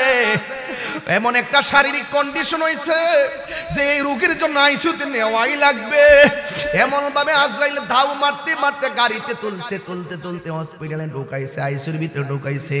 এবার আজরাইল কই এই জায়গার মধ্যে আপনার মরণটা লেখা ছিল, ওয়া মা তাদরি নাফসুম বি আইয়ি আরদিন তামুদ, তুমি তো জানো না, তুমি তো জানো না কোন জায়গার মধ্যে তোমার মরণ হবে রে, কোন জায়গার মধ্যে তোমার মরণ হবে। আরে এখনো তো এমন মানুষ আছে চাষটলের মধ্যে চা খায়, এরপরে ঘরে যায় বুকের মধ্যে ব্যথা উঠে, ঘুমের মধ্যে মইরা যায়। অনেক যুবক পোলাপান মোটর সাইকেল নিয়ে হাইওয়ে রোডে যায়, হঠাৎ করে মরণের সংবাদ পাওয়া যায়। বাবার আগে সন্তান চলে যায়, সন্তানের আগে বাবা চলে যায়। এই তো দেখেন মসজিদের ভিতরে খাটটা রেডি হয়ে গেছে, ওই খাটটা রেডি হয়ে গেছে, ওই খাট রেডি হয়ে গেছে। এটা হলো আমার জীবনের শেষ পালকি। মসজিদের বারান্দার মধ্যে পালকিটা আমরা প্রতিদিন নামাজে দেখি, জুমার নামাজে গেলেও দেখি, একটা বারো ফিল করলাম না। জীবনে কত বাইকে চললাম, জীবনে কত গাড়িতে চললাম, এই পালকিটাই তো, এই গাড়িটাই তো আমার শেষ গাড়ি রে, এই গাড়ির মধ্যে তো আমার ওঠা লাগবে। এ যুবক ভাইরা আমার, ও যুবক রে, ওই মসজিদের পালকিটা আসার আগে নামাজ পড়া লাগবে, আল্লাহকে মানা লাগবে, নবীরে মানা লাগবে, হক কথা বলা লাগবে, নবীর তরিকা মতো চলা লাগবে, কারণ মৃত্যু বড় কঠিন। আমার নবী আপনার নবী বলেন এই সাকরাতুল মাউতের মধ্যে যারা পড়ে যায়, এই কবরে যাওয়ার আগে সাকরাতুল মাউতে অনেকে পইরা পায়খানা করে বিছানা বাসায় ফেলে। আমার নবী বলেন লক্ষণটা বেশি বালা না। অনেক মানুষ আবার জিহ্বার মধ্যে কামড় মারে, আমার নবী বলেন লক্ষণটা বেশি বালা না। ও বন্ধু বন্ধু বন্ধুরে, অনেক মানুষ দুইটা চোখ উল্টায়া দেয়, আমার নবী বলে লক্ষণটা বেশি ভালো না। কি জানে হবে আমার মরণের সময়। এই জন্যই তো বলেশ্বরের মানুষ নবী নবী করি, কেন কুমিল্লার মানুষ নবী নবী করি, কারণ আমার নবী আপনার নবীর দিদার যদি মরণের সময় হইয়া যায়, আজরাইলের সাথে আইসা কানের কাছে মুখটা লাগাইয়া কইব আমি তো আপনার রুহুটা নিতে আসছি। তখন ইমানদার বলবে উজুটা কইরা লই, আমি তো আপনার রুহুটা নিতে আসছি। ইমানদার বলবে কালিমাটা পইরা লই, আমি তো আপনার রুহু নিতে আসছি। কই আমার নবীর একটু দেখা লই। ইমানদার আজরাইলের সঙ্গে এত সুন্দর কথা বলবে, একেবারে বন্ধু বন্ধুর সঙ্গে যেমনে কুলাকুলি করে, সন্তান মার স্তনের মধ্যে মুখ লাগাইয়া যেমনে ঘুমায়া যায়। আজরাইলে যখন উপেন, আজরাইলে যখন রুহুটারে সার্জারি করবে, কই কেমন হবে জাননি রে, কই এমন হবে, কই কেমন হবে জাননি, কই একটা গ্লাসের মধ্যে পানি থাকলে সব পানি ফালানোর পরে একটা ফুটা পানি লাস্টের ফুটাটা যেমনে পড়ে, ঠিক কেমন ভাবে রুহুটা ঠাস পিরে বাইরিয়া যায়, যারা পরিমাণ টের পাওয়া যায় না। ওই মানুষটা যখন মারা যায়, মসজিদের পালকি বাড়িতে চলে আসে, তখন ওই ফেরেশতারা ইমানদারে ডাক দিয়ে বলবে আপনি তো এখন চলে যাবেন, আপনার কবরের মধ্যে আপন কে হবে? আরে ভাই বলতো যখন এই খাটটা চলে আসবে, তখন আমার বাড়িতে যে আনুষ্ঠানিকতা শুরু হবে, মা ও আমার বলেশ্বরের মা, তুমি মনে করছো মরণ যদি সাধারণ জিনিস না? না মা, সাধারণ না। একটাবার খেয়াল কইরা দেখো মা, তোমার বিয়ের সময় গায়ে হলুদের গোসলটা মনে আসেনি? কয় হ্যাঁ মনে আছে। তাইলে তুমি মনে করো এই দুনিয়া থেকে বিদায় হওয়ার আগেও একটা গোসল আছে। ও মা, তোমার মৃত্যুর তোমার বিয়ের সময় আলাদা একটা গাড়ি দিয়া ফুল সাজাইয়া তোমার সুন্দর করে আনছে, মনে আসেনি? তাইলে মনে রাখো তোমার মসজিদের পালকি তোমার বাড়িতে হাজির হয়ে যাচ্ছে। ও মা, তোমার মনে আসেনি তোমার বরযাত্রী কেমনে মানুষ নিয়ে আইছে তোমার নেওয়ার জন্য? একটাবার খেয়াল করো, জানাজার ময়দানে হাজার হাজার মানুষ পালকিতে কইরা তোমার লইয়া বিদায় করে দেওয়ার জন্য পাগল হয়ে যাবে। ও মা, তোমার মনে আসেনি বাড়িতে যাওয়ার পরে তোমার একটা ঘরের মধ্যে ঢুকাইয়া দিছিল? হ্যাঁ মনে আছে। তাইলে খেয়াল কইরা দেখো মানুষগুলা তোমারও একটা ঘরের মধ্যে শোয়া দিয়াইব। তাইলে কাগজে কলমে লিখা রাখো, এই দুনিয়াটা শুধুমাত্র খেলার জায়গা নয়, এই দুনিয়াটা হলো গবেষণার জায়গা। ও মা, একটা বার চিৎকার মাইরা বলো, ও মা চিৎকার মাইরা ভাবো, এই দুনিয়াটার মধ্য থেকে তুমি যখন দুনিয়ার দিকে বিদায় হয়ে যাইবা, আসল নায়রের বাড়ি তোমার স্বামীর বাড়ি না। এই স্বামীর বন্ধন ছাইরা আসল নায়রের বাড়ি হইল অন্ধকার কবর। হাত তুলে বলেন না ঠিক কি না বলে?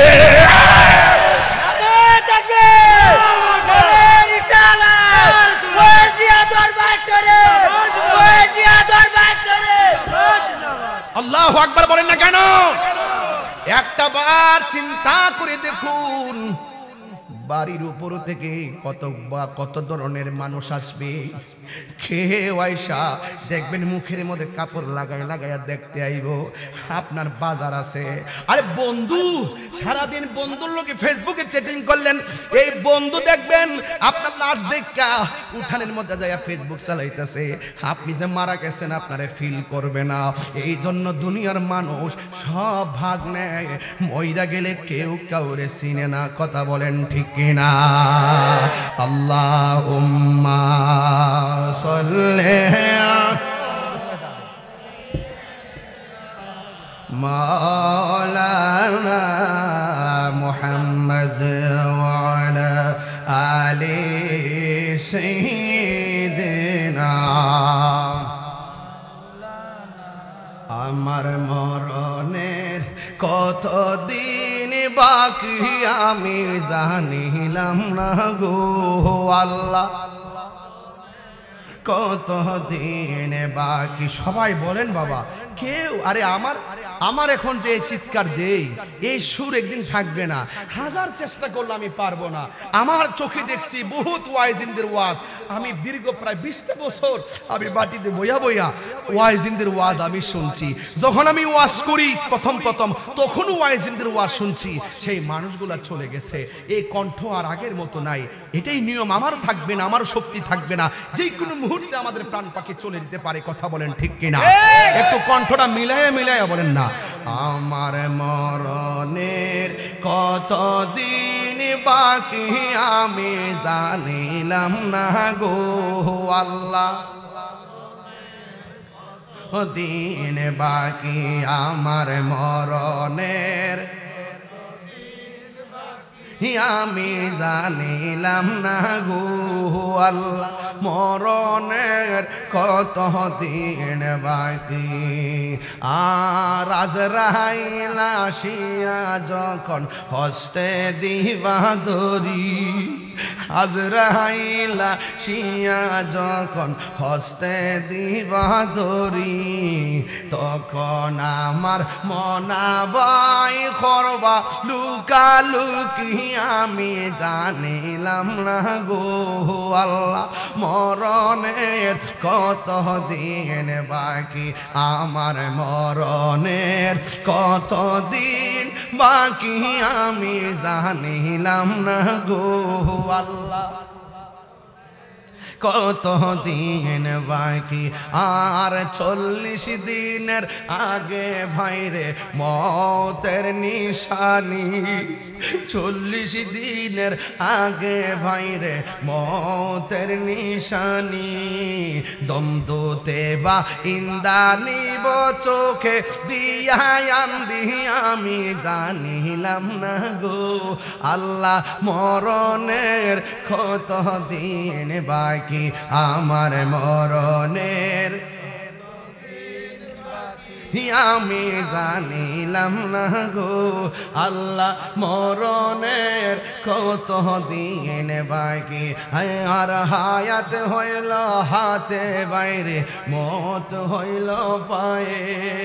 যেই যায় গাজার মরণ লেখা সেই যায় গাছে মোর আমি জানিলাম না গো আল্লাহ। মরণের কত দিন বাকি আমার মরণের কত দিন বাকি আমি জানি কত দিন বাকি আমার মরণের কত দিন বাকি আমি জানিলাম না গো আল্লাহ। মরণের কত দিন বাকি। একটা জবান বন্ধ রাখবেন না। আমি জানি একটু কষ্ট হইতেছে খোলা মাঠে, শীতে যদিও কষ্ট হয় একটা বার খেয়াল করে দেখেন না। পুরুষ হইলে কাপড় 3টা, মহিলা হইলে কাপড় 5টা। তল বিছনা সারা কবরের মধ্যে ফালাইয়া রাখবো হাজার হাজার জনম দইরা। কবরে কেমনে তাকবো একা একা না, কবরে একা একা তোমার বন্ধু যেন সাথী হয়ে দে দেখা। হায়রে ও আমার বলেশ্বরের বন্ধু, যার যা সে বুঝে চলে যাওয়ার ব্যথা কত। যখন আপনি মারা যাবেন মসজিদের খাট আসবে কি আসবে না? আমার সবচাইতে বড় দুর্ভাগ্য, বাপটা মারা যাবার পরে মসজিদে ইমাম সাহেবের কাছে দৌড়ায় যায়, বলি হুজুর আমার আব্বা মারা গেছে, আপনি জানাজাটা পড়াইবেন। কিরে বাবা, একটা ছেলেরে কিল্লাইগা আলেম বানাইতে পারলেন না? কিরে বাবা, একটা ছেলেরে কিল্লাইগা হাফেজ বানাইতে পারলেন না? নিজের বাপ মার জানাজাটা সন্তান দিয়া পড়াইতে পারলেন না? কাটতে গেলে ওই অনেক দূরে যায় মানুষ আনা লাগে। ও বন্ধুরি, ও যুবক শুধুমাত্র তাই নয়, গোসলটা পর্যন্ত করানো শিখলেন না আমরা মুসলমান। এই জন্য বলছি মুসলমান শুধু নামে হলে চলবে না, মুসলমানদের অনেক দায়িত্ব আছে। কথা বলেন না ঠিক কি না? মুসলমান প্রথম চিন্তা করবে আমি মারা যাওয়ার পরে আমার পরিবারের পক্ষ থেকে যেন জানাজা পড়াইতে পারে। কথা বলেন ঠিক কি না বলেন? এই জন্য যুবক, মারা যাওয়ার পরে মসজিদের খাট আসবে নাকি ঘরের খাট যাবে? কই মসজিদের খাট আসবে তোমার বাড়িতে, চতুর্দিক দিয়ে কাপড় টানাইয়া দিব, এমন ভাবে কাপড় টানাইয়া দিব, কাপড় টানাইয়া দেওয়ার পরে লাস্টারে আস্তে আস্তে করে ওই কাপড়ের ভিতরে ঢুকাইয়া দিব। ডানে কাপড়, বামে কাপড়, সামনে কাপড়, পিছনে কাপড় দিয়া চতুর্দিক দিয়া বাইন্ডিং দেওয়াইয়া ওই চুলার মধ্যে গরম পানি করব, গরম পানি কইরা কাপড়ের ভিতরে ঢুকাইয়া দিব। ও বন্ধু, জীবনে কত পাতা দেখলাম, আম পাতা, জাম পাতা, বড়ই পাতার কত পাতা দেখলাম। এই কথাগুলো প্রায় মাহফিলেও বলি। আজকে ওরা অনুরোধ করছে হুজুর এই দিক দিয়ে একটু কথা বলবেন। এই দুনিয়ার জমিনে কত পাতা দেখলাম, আম পাতা, জাম পাতা, বড়ই পাতা, কত পাতা দেখলাম। কোন পাতা দিয়া মানুষের গরম জল করা হয় না। এই বড়ই পাতার গরম জল দিয়া কেন গোসল দেওয়া হয়? এই কথা কেন মৌলবীরা ওয়াজে কয় না? আরে যুবক ভাইয়ারা, জীবনে কত কাপড় দেখলাম, লাল কাপড়, নীল কাপড়, হলুদ কাপড় দেখলাম। কোন কাপড় দিয়া মানুষের লাশটারে বাইন্ডিং দেওয়ায় না। সাদা কাফন দিয়া কেন মানুষটারে লাশটারে বাইন্ডিং দেওয়ায়? এই কথাটা কেন মৌলবীরা ওয়াজে কয় না? ও বন্ধুরে, ও যুবক, তোমার নাকের মধ্যে কেন তুলা দেই কথা কেন কয় না? কানের মধ্যে কেন তুলা দেই কথা কেন কয় না? এমন ভাবে তোমারে সুন্দর করে নাকের মধ্যে তুলা দেয়। এখন জিজ্ঞাসা করি ভাই, নাকের মধ্যে কেন তুলা দিলা? কয় হুজুর, গোসল করাইতে গেলে নাক দিয়া যদি পানি ঢুকে কষ্ট পাইব। দেখছেন নি কত মায়া, মায়া রে কত মায়া। কানের মধ্যে তুলা দেয় কত মায়া, মায়া রে মায়া। ওরে গোসল দেয় গরম পানি, বেশি গরম পানি দেয় না, আবার ঠান্ডাও দেয় না। কত মায়া, মায়া রে মায়া।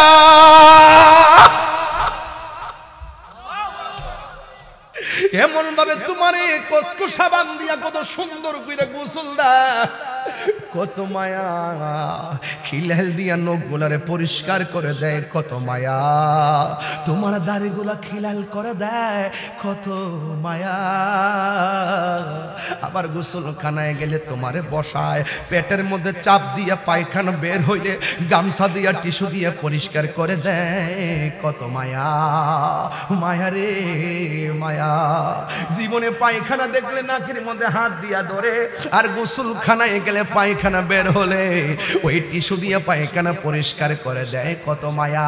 আতর লুবান গরম জল দিয়া কি সুন্দর করে গোসল দেওয়ায়া, উজু টুজু করায়া, কত সুন্দর কইরা, কত সুন্দর কইরা আমার শেষ গোসলটা দেয়, কত মায়া।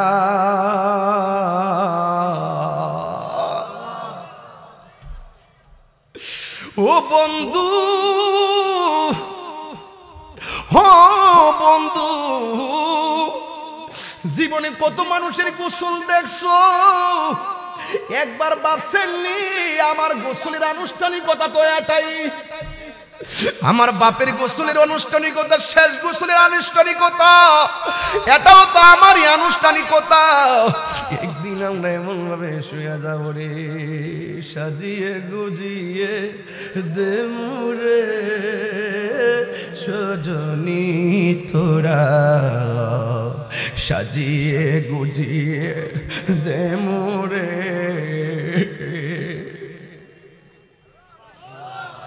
বড়ই পাতা গরম জলে শুয়ায়া মশারির তোলে,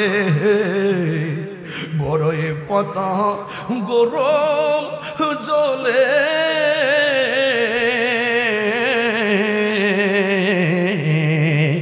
বড়ই পাতা গরম জলে শুয়ায়া মশারির তোলে, সাদা কাফন আমায় পরাই দে সজনী তোরা সাজিয়ে গুজিয়ে দে মোরে এত রঙিন এত কাপড় কিছুই ভালো লাগে না মোর এত রঙিন এত কাপড়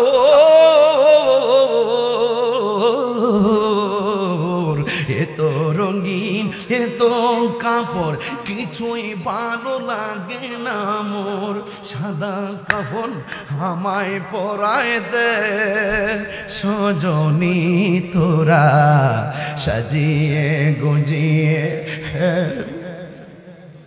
একটু মার লাশটা চেহারাতে বাসাও, বাপের বিদায়টা চোখের মধ্যে বাস। কেহ লইল হাতর লোবান, কেহ লইল জল, কেহ লইল বড়ই পাতার চোখে জ্বলে বুক ভাসে রে কান্দে হাই হাই রে সবাই হাই হাই রে। মা কান্দে, বাবা কান্দে, কান্দে আপনজন। হারিয়ে মাহফিলে যারা আসছে কার মরণটা আগে লেখা আছে আমরা কেউ জানি না, ঠিক কিনা বাবা? মা কান্দে, বাবা কান্দে, কান্দে আপনজন, কান্দিয়া কান্দিয়া জনম বিদায় মোরে দিব রে কান্দে হায় হায় রে সবাই হায় হায় রে। বন্ধু নাই নাই রে আমার মা নাই রে, আমার মা নাই রে, আমার দাদা নাই রে।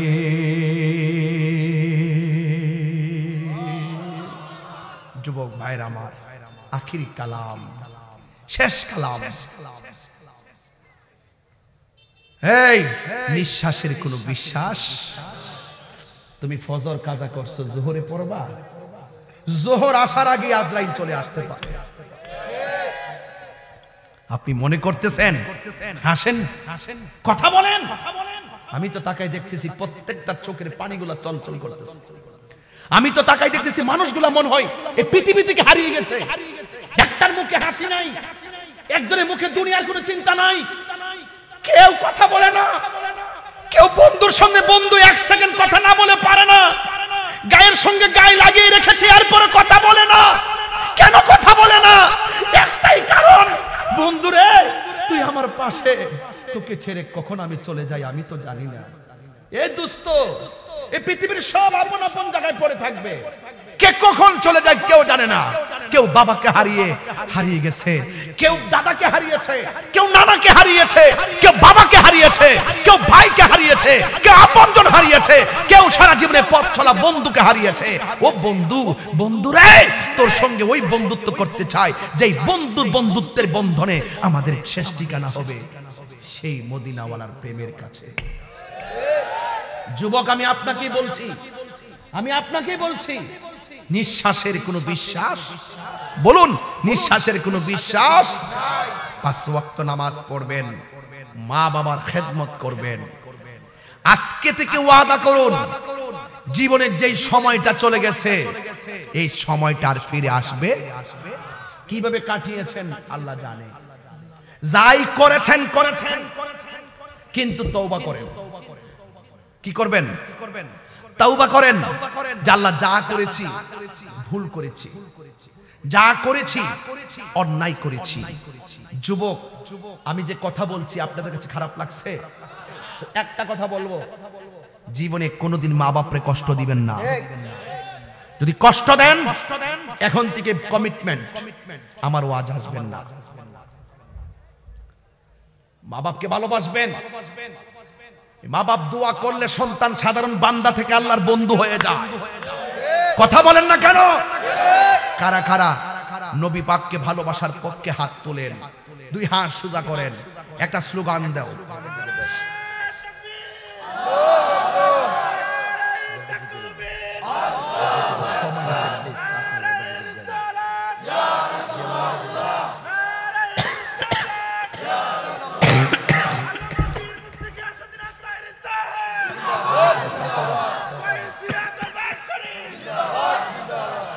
আল্লাহু আকবার বলেন, আরো বড় করে আল্লাহু আকবার।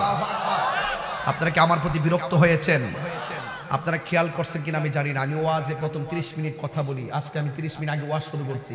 কেন করছি? আমি সময়টা কাজে লাগাই। আমাকে যে বিষয় দিয়েছেন, বিষয়ের বাইরে গেছি বাবা, বিষয়ের ভিতরে কথা বলেছি। একটা কথা শুধু অনুরোধ করব, যা হবার হয়ে গেছে, আজকে থেকে ওয়াদা করেন যে আমরা নেশা করব, আরো জোরে নেশা করব।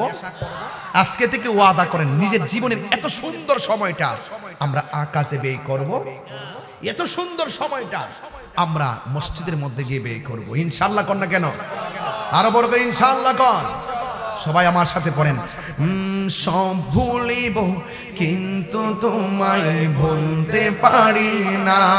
বলুন, সব ভুলিব কিন্তু তোমায় ভুলতে পারি না। ভুলিনি, ভুলবো না, বলতে পারি না। ভুলিনি, ভুলবো না, ভুলতে পারি না। সব ভুলিব কিন্তু তোমায় ভুলতে পারি না। সব ভুলিব কিন্তু তোমায় ভুলতে পারি না। সোনারে মদিনা, মদিনা, সোনারে মদিনা, আমার প্রাণের মদিনা। সব ভুলিব কিন্তু তোমায় ভুলতে পারি না। বলুন, সব ভুলিব কিন্তু তোমায় ভুলতে পারি না। এই জান্নাতের বাগান তোমায় নবী বলেছে, খাকে সে পারদিকারি তোমায় করেছে। জান্নাতের বাগান তোমায় নবী বলেছে, খাকে সে পারদিকারি তোমায় করেছে। ওরে তোমার বুকে প্রবাহিত নূরের ঝর্ণা, তোমার বুকে ঝর্ণা। সব ভুলিব কিন্তু তোমায় ভুলতে পারি না। বলুন, সব ভুলিব কিন্তু তোমায় ভুলিনি, ভুলবো না, ভুলতে পারি না। হ্যাঁ ভুলিনি, ভুলবো না, ভুলতে পারি না। সব ভুলিব কিন্তু তোমায় ভুলতে পারি। জান্নাতের বাগান তোমায় নবী বলেছে, খাকে সে পারদিকারি তোমায় করেছে। জান্নাতের বাগান তোমায় নবী বলেছে, খাকে সে পারদিকারি তোমায় করেছে। আরে তোমার বুকে শুয়ে আছে শাহে মদিনা, তোমার বুকে শুয়ে আছে শাহে মদিনা। সব ভুলিব কিন্তু তোমায় ভুলতে পারি না। বলুন, সব ভুলিব মাশাআল্লাহ ভুলতে পারি না। ভুলিনি, ভুলবো না, ভুলতে পারি না। ভুলিনি, ভুলবো না, ভুলতে পারি না। সব ভুলিব কিন্তু তোমায় ভুলতে পারি না। সব ভুলিব কিন্তু তোমায় ভুলতে পারি না। মারহাবা বলেন। একটা শান গাইছি নবীর খেদমতে, কষ্ট হয়েছে আপনাদের? আমরা মদিনা যেতে চাই কি চাই না? চাই। আরো জোরে চাই কি চাই না? আরো বড় করে চাই কি চাই না? মদিনায় যে একবার গিয়েছে বারবার যেতে মন চায়, ঠিক কিনা? এই জন্য যুবক ভাইয়েরা, মদিনা অনেক সুন্দর। মারহাবা বলেন। আমারে বারবার পিছন দিক থেকে ঘুরতাইতেছে, আমি আসলে ওয়াজের ধারা ছিল আমার একটা মানবিক ভাবে একটা ওয়াজ আজকার ছিল। ওরা বলতে যে হুজুর 2-3 মিনিট হলো একটু জিকির করবেন। জিকির করব, তোমরা তো আমার কাপড় চোপড় ফুল দিয়ে বনাইলে এবার। এটা কিন্তু আমার সাদা কাপড়, আমি ঢাকা যাব, এই যে ফুল টুল দিয়ে দেখেন, এই যে দেখেন কাপড় চোপড়টা বনাইলেছি। কিন্তু গিফট করলে কোন সময় করবো, পাগল নাকি? মারহাবা জোরে বলেন, আরো জোরে, আরো জোরে। আমার জীবন মরণ সাজাবো মাদানি রঙে। মারহাবা গন্ডা, মারহাবা। মানে যারা দাড়ি রাখেন না, দাড়ি রেখে ফেলেন। নারে তাকবীর, এটা মদিনার রং। আরে রিসালাত, ফয়জিয়া দরবার চলে, ফয়জিয়া দরবার চলে। আমার জীবন মরণ সাজাবো মাদানি রঙে। আমাদের ডক্টর মোহাম্মদ শরীফুল ইসলাম সাহেবের দাড়িগুলো অনেক সুন্দর, তাই না? এটা হলো মদিনার রং, এটাই কবরে যাবে। আংটি পরেছেন, আংটি খুলে রেখে দিবে। ব্লেজার পরছেন, ব্লেজার রেখে দিবে। কাইতন পরছেন, কাইতন রেখে দিবে। জুতা পরছেন, খুলে রেখে দিবে। কিন্তু দাড়িটা যদি বুদ্ধি করে রাখতে পারেন, আর রাখবে না, এই অলংকারটা সাথে সাথে কবরে যাবে। কথা বলেন। আমার জীবন মরণ সাজাবো মাদানি রঙে, আমার মাদানি রঙে। সেই রঙে রঙিনী হলে, সেই রঙে রঙিনী হলে আল্লাহ রাসূল থাকিবেন আমার সঙ্গে, ঠিক কিনা? আমার জীবন মরণ সাজাবো মাদানি রঙে।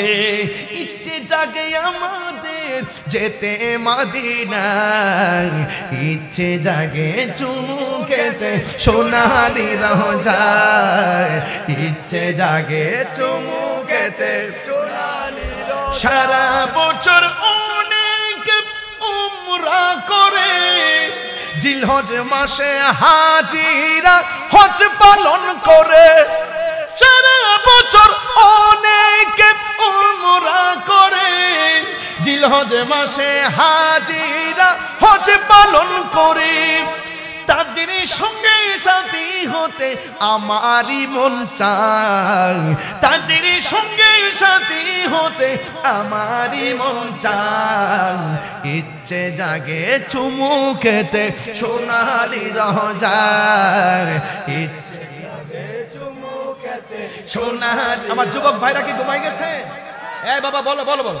ইচ্ছে জাগে চুমু খেতে যায়, ইচ্ছে জাগে চুমু খেতে সোনালি রোজায়। ইচ্ছে জাগে আমাদের যেতে মদিনায়, ইচ্ছে জাগে আমাদের যেতে মদিনায়। ইচ্ছে জাগে চুমু খেতে সোনালি রোজায়, ইচ্ছে জাগে চুমু খেতে সোনালি রোজায়। মদিনা সা আইলো নাকি সায়াইলো জান্নাত, মদিনা সা আইলো নাকি সায়াইলো জান্নাত। খোদার দুনিয়া তার সাইবার কিছু নাই, খোদার দুনিয়া তার আই হল জাগানো মদিনা রাখি আই তো সাই, হল জাগানো মদিনা রাখি আই তো সাই।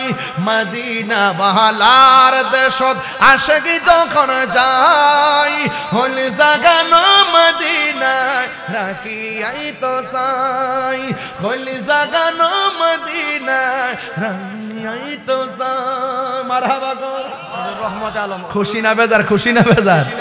বাবা এটা চিটাগাং, এটা চিটাগাং গেলে আমি গায়ে আর কি।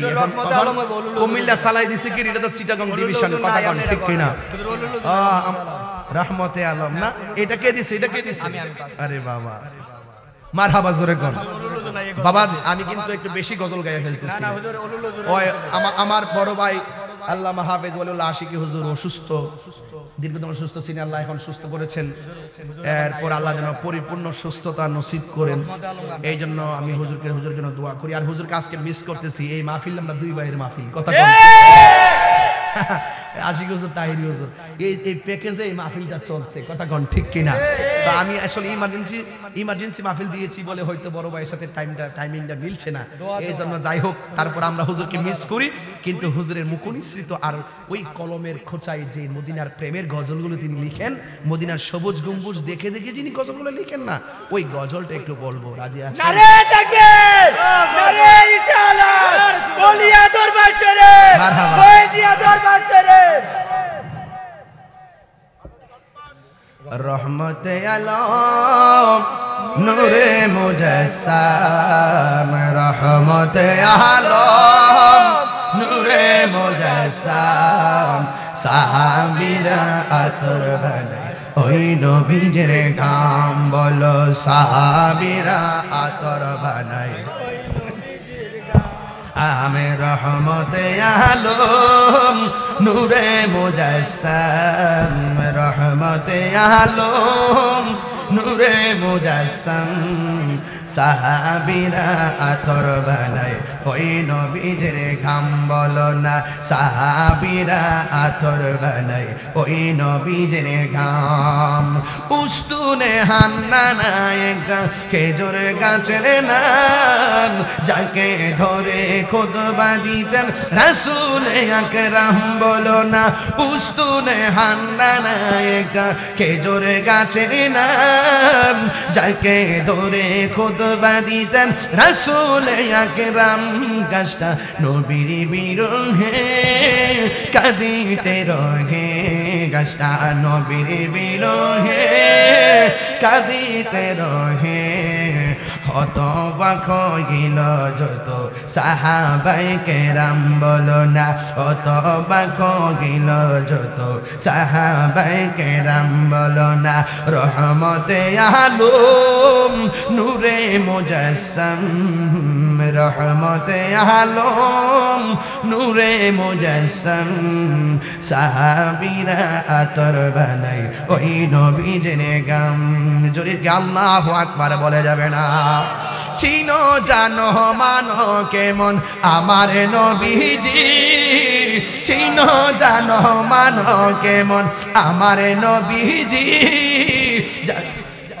যাহার প্রেমে পাগল চন্দ্র তারকারাজি, যাহার প্রেমে পাগল চন্দ্র তারকারাজি, তোমরা আরো শুনবানি বলেশ্বরবাসী, আরো শুনবানি কুমিল্লাবাসী, জান্নাতের রুমে রুমে লেখা নবীর নাম, বলো না জান্নাতের রুমে রুমে লেখা নবীর নাম।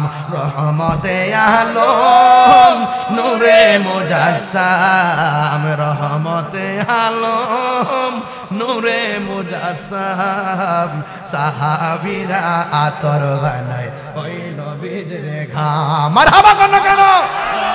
নারে তাকবীর, নারে রিসালাত, নারে হায়দারি, নারে গৌসিয়া, আহলে সুন্নাত ওয়াল জামাত। জিন্দাবাদ, জিন্দাবাদ। তুমি কে আমি কে? নারে তাকবীর। খুশি না বেজার? বাবাজান, বাবাজান, এই কুমিল্লা ব্রাহ্মণবাড়িয়া পাশাপাশি, ঠিক কিনা?